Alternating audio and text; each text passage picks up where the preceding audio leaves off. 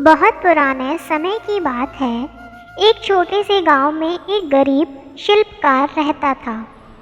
वह मूर्तियों का निर्माण करके उन्हें गांव-गांव बेचकर अपना जीवन निर्वाह करता था। इससे वह अपने परिवार के लिए 2 वक्त की रोटी ही जुटा पाता था। गरीबी में दिन गुजर रहे थे। उसका एक बेटा था, गुणीराम। वह परिश्रमी और नेक दिल था। बचपन में ही उसकी माँ की मृत्यु हो गई। उसके पिता ने दूसरा विवाह कर लिया था। अब वह अपनी सौतेली माँ के साथ ही रहता था। गुणीराम अपने पिताजी के काम में हाथ बटाता था। वह पिताजी के साथ जंगल वाली खदान पर जाकर मूर्तियाँ बनाने में काम आने वाला पत्थर खोदकर लाता। हाथ में छेनी हथौड़ा लेकर स्वयं भी पिताजी के साथ साथ पत्थरों पर आकृति उकेरने का प्रयास करता। उसे इस काम में बड़ा आनंद आता। एक दिन वह अकेला ही जंगल की खदान पर पत्थर लेने चला गया। वहाँ सफ़ेद वस्त्रों में एक बूढ़ा बाबा बांसुरी बजा रहा था। उसने मुस्कुराकर गुणीराम की तरफ देखा, फिर स्नेहपूर्वक उसके सिर पर हाथ फेरते हुए बोला, बेटा, तुम्हारे गुणों की चर्चा पूरे गांव में फैली हुई है। तुम्हें मूर्तियां बनाने का बहुत शौक है। मैं तुम्हें एक छेनी हथौड़ा देता हूँ। इससे तुम पत्थरों पर मूर्तियां उकेरना। फिर तुम्हारी मूर्तियां अच्छे दामों पर बिकेंगी। इस छेनी हथौड़ी से हर बार नई नई आश्चर्यजनक मूर्तियां बनेंगी। कुछ रुककर साधु बाबा ने पुनः कहा, हाँ, एक बात का ध्यान रखना कि तुम ज़्यादा लालच मत करना तथा मूर्तियों को उचित दामों पर बेचना। यदि तुमने लोभ में पड़कर इससे ज़्यादा दाम लेने की कोशिश की तो इसका परिणाम बुरा होगा।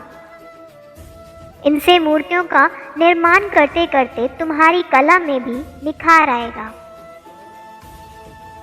इतना कहकर साधु बाबा अंतर्ध्यान हो गए। गुणीराम खुशी खुशी वह छेनी हथौड़ा लेकर घर वापस आ गया। उसने अपने माता पिता को छेनी हथौड़ा दिखाया और पूरा वृतांत कह सुनाया। उसके माता पिता सब बातें सुनकर बहुत खुश हुए। अब गुणीराम तरह तरह की कलात्मक मूर्तियों का निर्माण करने लगा। हर मूर्ति अपने आप में सुंदर और सजीव लगती थी। अब बाजार में उसकी मूर्तियां अच्छे दामों पर हाथों हाथ बिक जाती। जो भी उन मूर्तियों को देखता, दांतों तले उंगली दबा लेता। अब उन लोगों की दरिद्रता समाप्त हो गई थी।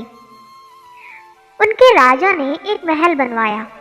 शाही महल में श्रेष्ठ मूर्तियां स्थापित करवाने की इच्छा राजा ने अपनी मंत्री से प्रकट करते हुए कहा, हमारे इस शाही महल में ऐसी मूर्तियां लगवाई जाएं कि लोग आश्चर्य से देखते रह जाएं। मंत्री ने कहा, ठीक है, मैं कल ही राज्य में यह ऐलान करवाता हूँ कि जो शिल्पकार शाही महल के लिए सबसे सुंदर मूर्तियां बनाएगा उसे 1 लाख स्वर्ण मुद्राएं इनाम में मिलेंगी। ऐलान सुनकर गुणीराम के मन में लालच आ गया। साधु बाबा की चेतावनी भूलकर वह भी अपनी छेनी हथौड़ा लेकर राजधानी की ओर चल दिया। एक निश्चित मैदान में 1 दर्जन से भी अधिक शिल्पकार एकत्रित हुए। सभी अपनी अपनी कल्पना से मूर्तियों का निर्माण करने लगे। तकरीबन 3 हफ्ते उपरांत सभी शिल्पकारों ने अपनी अपनी मूर्तियां पूर्ण कर ली। फिर राजा और मंत्री ने एक एक मूर्ति को देखना शुरू किया। गुणीराम की मूर्ति सुंदर और मुंह बोलती सी लगी। राजा ने गुणीराम की मूर्ति का चयन कर वैसी ही 10 मूर्तियां और बनाने का आदेश दिया। गुणीराम रात दिन मूर्तियों के निर्माण में जुट गया। 7वीं मूर्ति का निर्माण करते हथौड़ी फिसल गई और जोर से उसके हाथ पर लगी। हाथ लहूलुहान हो गया। छेनी उछलकर पत्थरों के ढेर में गुम हो गई। अचानक उसे साधु बाबा की चेतावनी याद आ गई। राजा भी उससे नाराज हो गया। उसकी आंखों से झरझर आंसू बहने लगे। गुणी राम को अपनी करनी का काफी पश्चाताप हुआ। उसकी छैनी हथौड़ी ना जाने कहाँ विलीन हो गई। गुणी राम ने फिर कभी लालच ना करने की कसम खाई। वह मूर्ति कला में दक्ष हो चुका था, परिश्रमी तो वह था ही। पुनः वह लगन से मूर्तियों के निर्माण में लग गया और देखते ही देखते उसे फिर किसी चीज का अभाव नहीं रहा। फिर मिलेंगे दोस्तों एक नई कहानी के साथ। तब तक के लिए हंसते रहें, मुस्कुराते रहें, अपना ख्याल रखें और इसी तरह हमारे साथ जुड़े रहें। धन्यवाद। अगर आपको ये कहानी अच्छी लगी और इससे कुछ सीख मिली तो चैनल को सब्सक्राइब ज़रूर करें। आपका एक सब्सक्राइब हमें इसी तरह से नई नई कहानियाँ आपके लिए लाने के लिए प्रेरित करता है।